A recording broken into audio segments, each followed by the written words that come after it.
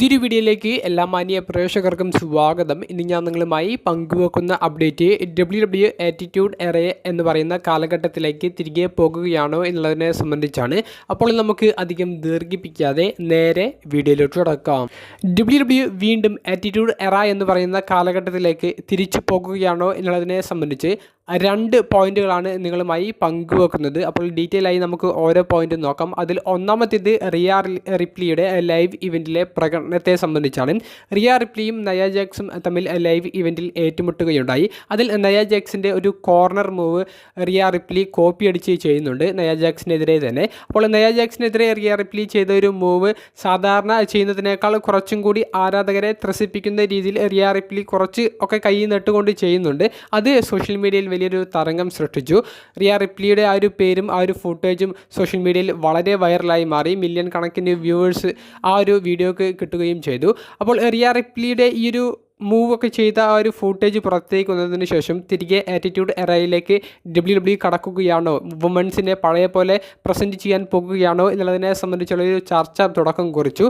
എന്നാൽ നമുക്ക് അത് ഒരു ഉറപ്പ് പറയാൻ സാധിക്കില്ല. എന്താണെന്ന് വെച്ചാൽ എന്തുകൊണ്ട് അവർ അത് ടി വിയിൽ കാണിക്കുന്നില്ല എന്നുള്ളതിൻ്റെ ഉത്തരം തന്നെയാണ് പങ്കുവെക്കാനുള്ളത്. ടെലിവിഷൻ ഷോ, അതായത് weekly episodes, premium live events, അതിലൊന്നും റിയ റിപ്ലി ഇപ്പോൾ ലൈവ് ഇവൻറ്റിൽ കാണിച്ച പോലെ വുമൺ റെസ്ലേഴ്സിനെ അവർ പ്രസൻറ്റ് ചെയ്യില്ല. കാരണം അവർ കുട്ടികളെയും പാരൻസിനെയുമാണ് ഈ ഒരു ഷോയിലേക്ക് കൂടുതൽ ശ്രദ്ധ കൊടുത്തിട്ടുള്ളത്. അപ്പോൾ കുട്ടികളും പാരൻസും ഈ ഒരു ഷോ കാണണമെന്നുണ്ടെങ്കിൽ അത് നീറ്റായിട്ട് കൊണ്ടുപോകണം.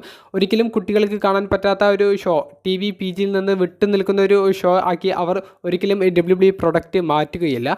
അപ്പോൾ റിയ റിപ്ലിയുടെ ഇത്തരത്തിലുള്ള പ്രകടനം അല്ലെങ്കിൽ വുമൻസ് ഡിവിഷൻ്റെ ഇത്തരത്തിലുള്ള കുറച്ച് മൊമെൻറ്റ്സ് അത് ലൈവ് ഇവൻറ്റുകളിൽ മാത്രം ഒതുങ്ങി നിൽക്കുമെന്നാണ് നമുക്ക് പറയാനുള്ളത്.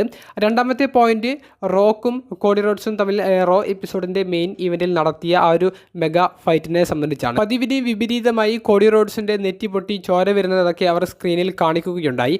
ആറ്റിറ്റ്യൂഡ് എറ, റൂത്ത്ലെസ് അഗ്രഷൻ എറ കാലഘട്ടത്തിൽ മാത്രമാണ് ഇത്രയും ബ്ലഡ് വരുന്നതൊക്കെ WWE അങ്ങനെ ഫോക്കസ് ചെയ്ത് കാണിക്കാറുള്ളൂ. എന്നാൽ നമുക്ക് ഏറ്റവും അവസാനത്തെ റോ എപ്പിസോഡിൽ അത്തരത്തിലുള്ള കുറച്ച് മൊമെൻറ്റ്സ് കാണാൻ സാധിച്ചു. അതുകൊണ്ട് തന്നെ റോ എപ്പിസോഡ് എല്ലാ കൂട്ടുകാർക്കും ഇഷ്ടപ്പെട്ടു. പലരും പറയുന്നത് റോക്ക് തിരികെ വന്നപ്പോൾ ആറ്റിറ്റ്യൂഡ് എറ എന്ന് പറയുന്ന കാലഘട്ടം തിരികെ വന്ന പോലെ ആണെന്നുള്ളതാണ്. എന്നാൽ ഈ ഒരു സ്റ്റോറി ലൈനിൽ ഇത്തരത്തിലുള്ള ഒരു ആംഗിൾ അനിവാര്യമായതുകൊണ്ട് മാത്രമാണ് അവർ ഇത്തരത്തിലുള്ള ബ്ലഡ് വരുന്ന രീതിയിലുള്ള കുറച്ച് ഭാഗങ്ങൾ കാണിച്ചത്. കാരണം സ്റ്റോറി മികച്ച ഒരു സ്റ്റോറിയാണ്. ഇരുപക്ഷത്തും നല്ല രീതിയിൽ അവർ പ്രൊമോസ് കട്ട് ചെയ്യുന്നുണ്ട്. അതായത് വാക്കുകൾ കൊണ്ട് അങ്ങോട്ടും ഇങ്ങോട്ടും ആക്രമണം നടത്തുന്നുണ്ട്. എന്നാൽ അതുമാത്രം പോരാ, ഈ ഒരു റെസ്ൽമേനിയ മെയിൻ ഇവൻറ്റ് വേർത്തായിട്ടുള്ള മത്സരമായതുകൊണ്ട് തന്നെ അതിന് കുറച്ചും കൂടി ഫൈറ്റ് ഓറിയൻറ്റഡ് ആയിട്ടുള്ള ഒരു ബിൽഡപ്പ് അനിവാര്യമാണ്. അതുകൊണ്ടാണ് കട്ട ഹീലാക്കി റോക്കിനെയും ഒരു വലിയൊരു നായക ടൈപ്പിൽ കോഡി റോഡ്സിനെയും അവർ പ്രസൻറ്റ് ചെയ്തത്. അതിൽ അവർക്ക് വിജയിക്കാൻ സാധിച്ചു. ഇനിയിപ്പോൾ റോക്ക് വിട്ടു നിന്നാൽ ഇത്തരത്തിലുള്ള കുറച്ച് പ്രൊമോസൊന്നും, അതായത് കൂടുതൽ എതിരാളിയെ ആക്രമിക്കുന്ന വാക്കുകൾ ഉപയോഗിച്ചുകൊണ്ടുള്ള റോക്ക് ചെയ്തുകൊണ്ടിരിക്കുന്ന രീതിയിലുള്ള പ്രൊമോസൊന്നും നമുക്ക് പിന്നീട് കാണാൻ സാധിക്കില്ല. റോക്കും കോഡി റോഡ്സും തമ്മിൽ നടത്തിയ ഫൈറ്റ് പോലെ ബ്ലഡൊക്കെ വരുന്ന ഫൈറ്റൊന്നും നമുക്ക് റോക്ക് ഇനി വിട്ടു നിന്നാൽ നമുക്ക് കാണാൻ സാധിക്കില്ല. അപ്പോൾ അത് ആ ഒരു സ്റ്റോറി ലൈനിന് വേണ്ടി മാത്രമാണ്. അപ്പോൾ നിലവിൽ എന്തായാലും TV PG, അതായത് നീറ്റായി പോയിക്കൊണ്ടിരിക്കുന്ന വീക്ക്ലി എപ്പിസോഡ്സും പ്രീമിയം ലൈവ് ഇവൻറ്റ്സും WWE TV 14ലേക്കോ അല്ലെങ്കിൽ ആറ്റിറ്റ്യൂഡ് എറ കാലഘട്ടത്തിലെ ഹാർഡ് കോർ മൊമെൻറ്റ്സിലേക്കോ തിരികെ കൊണ്ടുപോകില്ല എന്നാണ് നമുക്ക് അറിയാൻ സാധിക്കുന്നത്. അപ്പോൾ ആറ്റിറ്റ്യൂഡ് എറ കാലഘട്ടത്തിന് കാത്തിരിക്കുന്ന കൂട്ടുകാർ, അതുപോലെ തന്നെ ഹാർഡ് കോർ മൊമെൻറ്റ്സിന് വേണ്ടി കാത്തിരിക്കുന്ന കൂട്ടുകാരുണ്ടെങ്കിൽ അവർക്ക് ഒരു നിരാശപ്പെടുത്തുന്ന ഒരു അപ്ഡേറ്റ് ആയിരിക്കും. പക്ഷേ WWE നിലവിൽ പ്ലാൻ ചെയ്തു വെച്ചിട്ടുള്ള കാര്യങ്ങളെ സംബന്ധിച്ചാണ് ഞാൻ പങ്കുവച്ചത്. വീഡിയോ സംബന്ധിച്ചുള്ള നിങ്ങളുടെ അഭിപ്രായങ്ങൾ കമൻറ്റ് ബോക്സിലൊന്ന് രേഖപ്പെടുത്തുക. അപ്പോൾ അടുത്തൊരു വീഡിയോയുമായി കാണുന്നത് വരെ ബൈ.